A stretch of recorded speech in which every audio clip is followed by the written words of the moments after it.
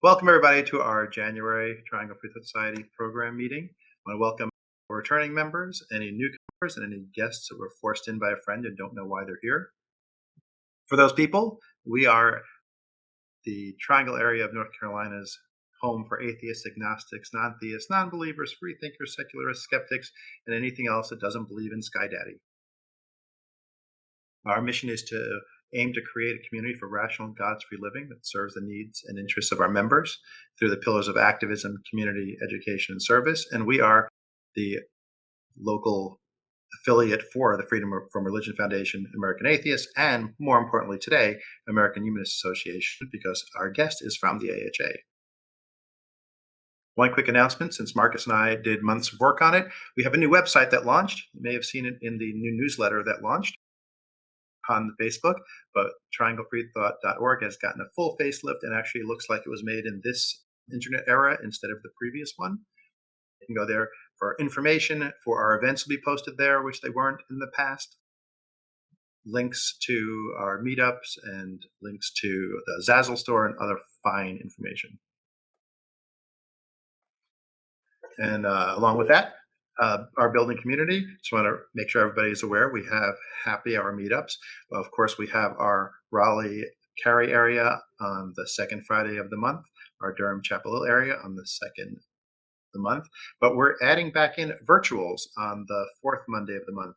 Last year, when we couldn't meet in person, we were doing virtual meetups on this very Google Meet link, and they went really well, so we decided to put them back in, even though we're doing in person for those who can't do in person or just want another chance to meet up. And of course, there's fun and game nights over in Cary on the fourth Friday of the month. You can RSVP on the meetup page, on the Facebook page. There's links to those on trianglefreethought.org. And speaking of trianglefreethought.org, there's a support TFS link where you can join. If you have not joined, you can renew your membership. We have all types of memberships: individual, family, lifetime, senior, student, or recurring sustaining membership that charges you on a monthly basis. You can make one-time donations if you need that for your taxes. And you can also set your Amazon account to Amazon Smile to support TFS. All those links are on the site. Which brings us to our January speaker. Please join me in welcoming Emily Newman. Emily is the Senior Education Coordinator at the American Humanist Association Center for Education. Today, she's going to be talking to us about living our humanist values.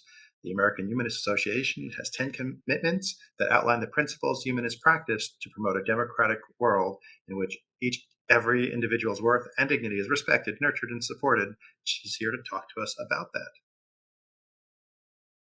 that. Thanks again for helping me with that last minute tech issue, and welcome everybody. Hope you're having a good evening.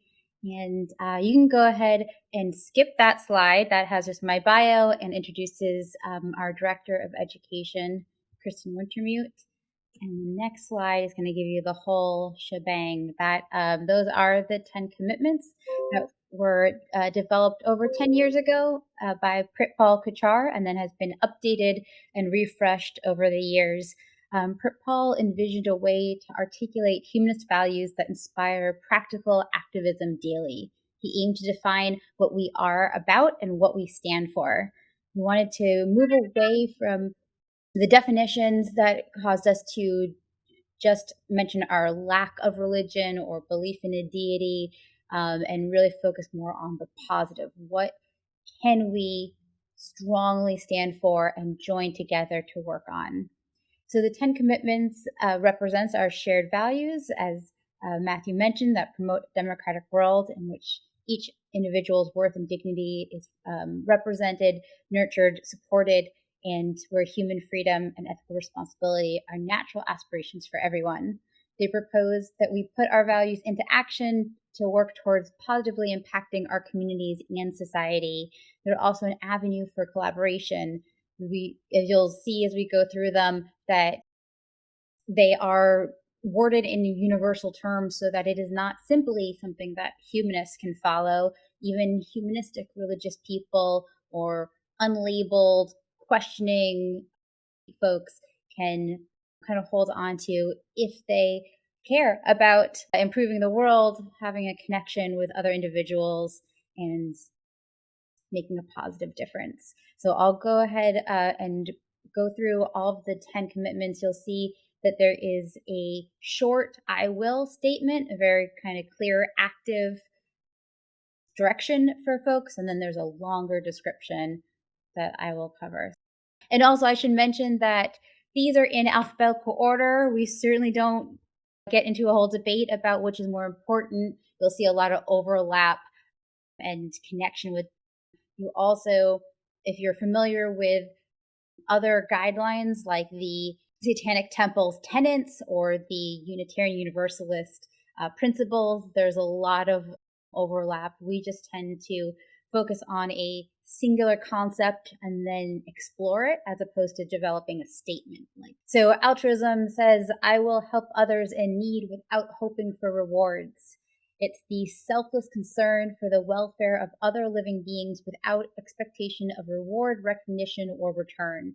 The collective welfare of our communities and society depends on the welfare of each individual person. We should always seek to alleviate the suffering and hardships of others with compassionate action.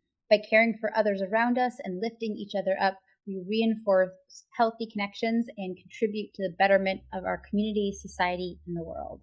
Critical thinking. I will practice good judgment by asking questions and thinking for myself.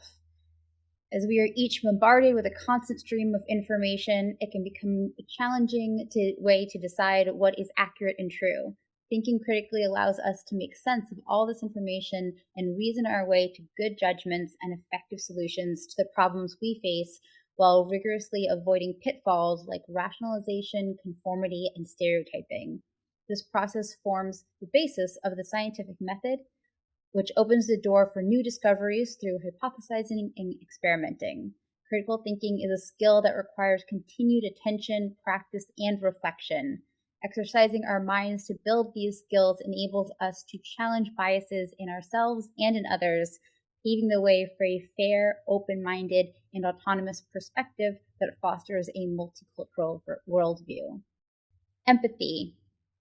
I will consider other people's thoughts, feelings, and experiences. Empathy means entering imaginatively into another's situation in an attempt to understand their experience as though we are experiencing it ourselves. Empathy requires us to step outside of our own perspective to consider someone else's thoughts, feelings, or circumstance from that person's point of view. In many ways, empathy is the first step to ethical behavior, as it allows us to respond compassionately to the suffering of others and exercise good judgment when our actions may affect someone else. Understanding another's perspective is not only critical to building better relationships, but also makes us better citizens in our local and global communities. Empathy promotes tolerance, consideration, and compassion amongst us all. You'll often see in religious traditions some form of the golden rule, do unto others as you will have them do unto you. But with empathy, we're adding that element of not just assuming that somebody wants what we want, but truly listening and understanding their perspective so that we're performing the action, support, just consideration that they're looking for and need in that moment. Environmentalism, which is connected to our Here for Climate campaign that I mentioned later on, and I'm happy to go into detail with if people are interested. So I will take care of the earth and the life on it. Regardless of our individual identities, we all share the same home, planet Earth. Just as we depend on the planet to sustain us with its precious resources, this planet's ecosystems depend on us to be good stewards and take responsibility for the impact human activity has on our shared planet. Disregard for the large-scale impacts humans have on our environment has caused extensive harm to Earth's ecosystems. Despite this, humanity is also capable of positive environmental change that values the interdependence of all life on this planet. Each of us must acknowledge our collective and individual mistakes, repair past damages, and purposefully work toward cultivating rich, diverse, and resilient ecosystems. Ethical development. I will always focus on becoming a better person. The key to understanding ethical development is acknowledging that nobody is perfect or has all the answers. Ethical development is a never ending process that requires constant reflection and evaluation of our personal choices and the consequences they have on others. Fairness, cooperation, and sharing are among the first moral issues we encounter in our ethical development as human beings and are often embraced intuitively, but each new day carries with it new challenges and new moral dilemmas. We should continually adapt and rebuild our moral frameworks with the goal of becoming ever better human beings. And I often connect ethical development to the common humanist idea about lifelong learning. So we're always learning and growing, similar with the critical thinking, always exploring, never just being satisfied with thinking that we are done in our development. Global awareness. I will be a good neighbor to the people who share the earth with me and help make the world a better place for everyone. We live in a world that is rich in cultural, social, and individual diversity, a world with rapidly increasing interdependence. As a result, events anywhere are more likely to have consequences everywhere. This is, of course, apparent during our current pandemic situation. Global awareness broadens our knowledge of cultures and perspectives that are outside of our own experience. The true global awareness includes attention to both current and historical events. It acknowledges how we affect and how we are affected by the interconnected social, political, and economic systems in which we reside. The end goal of global awareness is global citizenship, which recognizes our personal responsibility to foster a healthy and dignified life for everyone in our global community. Humility, which is often not talked about, but certainly is, I think, just as important as all of the other commitments. I will be aware of my strengths and weaknesses and appreciate the strengths and weaknesses of others. Humility means displaying modesty about accomplishments, talents, gifts, or importance of self. It acknowledges we humans are fallible and have limitations in what we know and can do. Being humble isn't about having low self-esteem or denigrating oneself. Humility at its core is robust self-awareness, awareness of our strengths and weaknesses, our faults and our merits. Humility involves setting aside personal pride and overcoming our egos to embrace gratitude for what we have and appreciate others for who they are. In being humble, we recognize our own value in relation to others. Inherently, we are neither better nor worse than anyone else. Peace and social justice. I will help people solve problems and handle disagreements in ways that are fair for everyone. True peace involves an intense commitment to social justice and affirms the human rights and personal autonomy of all people. Any level of injustice against groups or individuals signifies existing conflict, even if the conflict isn't immediate or obvious. We attain peace only by consistently responding to injustice through thoughtful conflict resolution that aims to repair harms and ensure a fair and equitable society moving forward. This kind of conflict resolution is known as restorative justice. In order to achieve a just, peaceful society, we all must take claims of injustice seriously and ensure that those who are impacted most by rights violations determine the best course forward. Responsibility. I will be a good person even when no one is looking and own the consequences of my actions. Every day, each of us makes choices. These choices, large and small, all have consequences for ourselves and the world around us. Moral responsibility involves taking conscious ownership of one's intentions and actions and being accountable for the resulting consequences. Although we all live in a society with various cultural values, expectations, codes of conduct, and social more, ultimately we all decide for ourselves what is right and wrong. Being a responsible person involves steadfast attention to what is right and willfully bearing the blame or praise for our own actions. And then last but not least, we have service and participation. I will help my community in ways that let me get to know the people I'm helping. Service and participation means putting values into action in ways that positively impact our communities and society as a whole. It fosters helping others, increasing social awareness, enhancing accountability, and many attributes of the other 9 commitments. Engaging in service doesn't just make the recipients better off, but those who serve can develop new skills, experiences, and personal satisfaction that all promote personal growth. We must all recognize that we are members of group, and engaging service to benefit the group and the other individuals in it makes us all better off. So they're all 10. We're working hard at the AHA to make the commitments more accessible to the general public of all ages and all backgrounds. So we continue to develop activities for children, lessons for classes, and more content with our partners. You'll see here our Friendship Emergency is an example of coloring pages that we're working on developing. Offer to children not only a creative outlet for the art, but also an opportunity to review scenarios where the 10 commitments can be implemented to resolve an issue. And it can bring up some discussion that can also lead the child to reflect a little bit on possible conflicts or scenarios that they've seen in their life or on TV, and think about how they will take action in real life.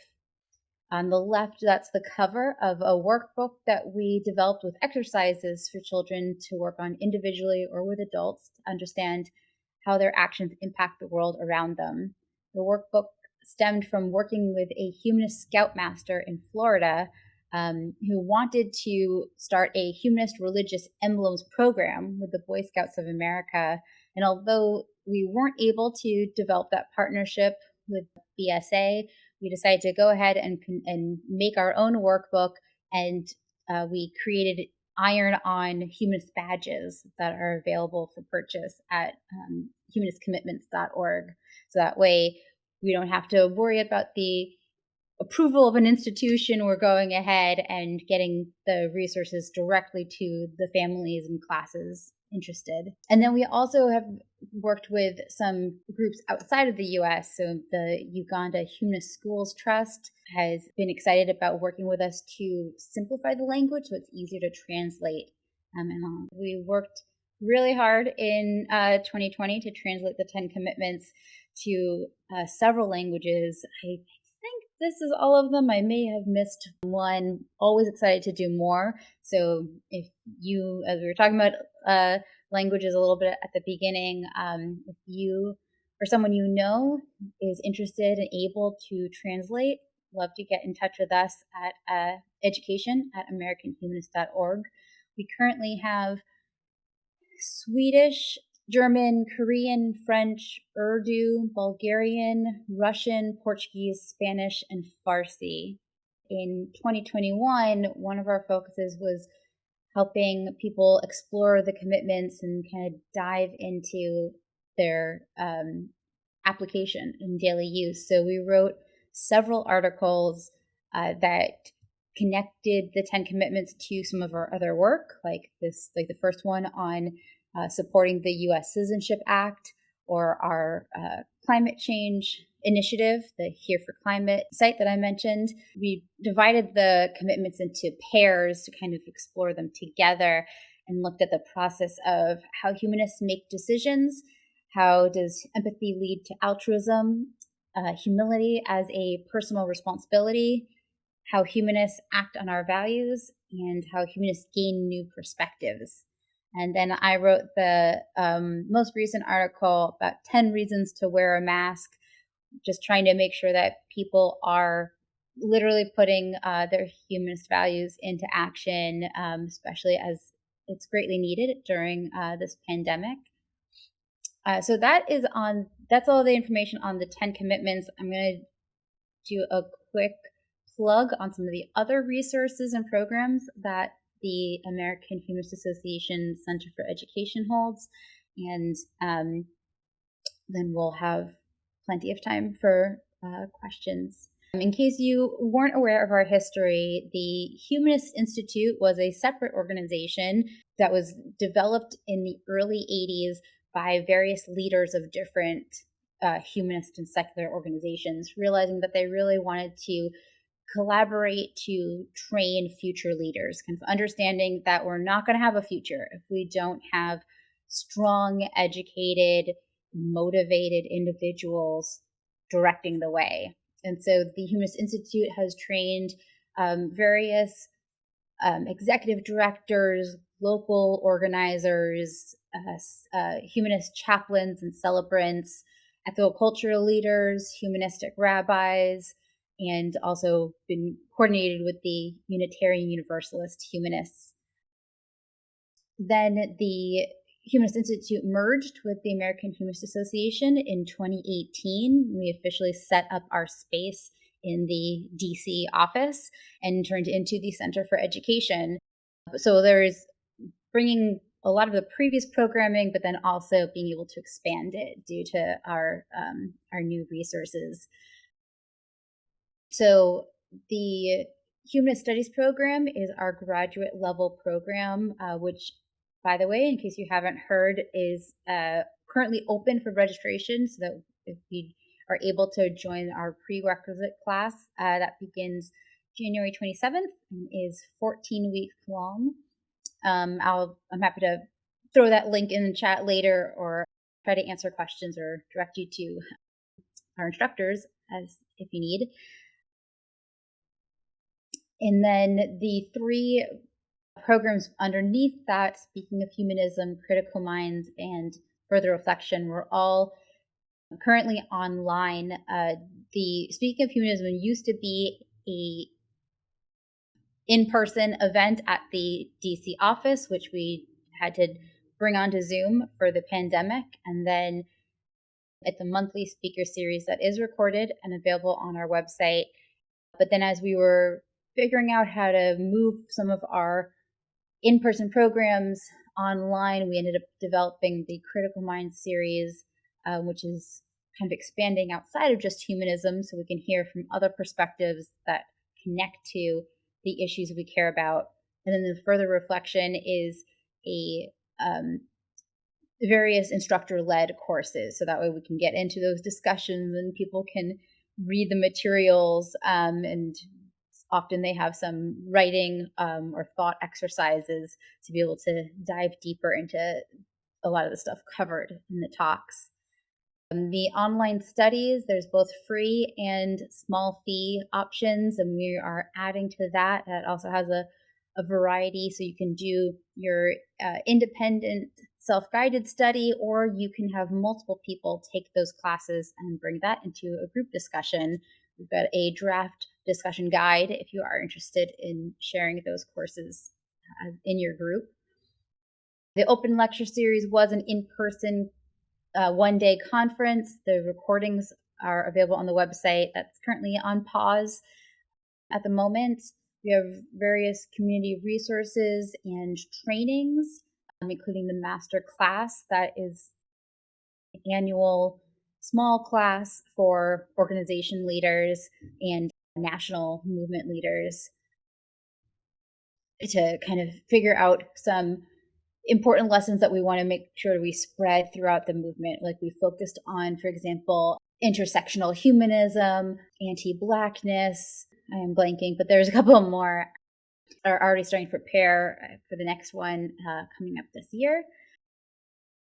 I mentioned Here for Climate, and then the Humanist Society is a separate nonprofit. It is a religious endorsing body of celebrants, chaplains, invocators, lay leaders. So that's kind of another realm of people that are serving our communities, both the humanist community and also people outside of our community who are looking for non-religious guidance and ceremony performance, and also invocations where we're able to kind of give a little secular prayer centering moment at the beginning of various meetings.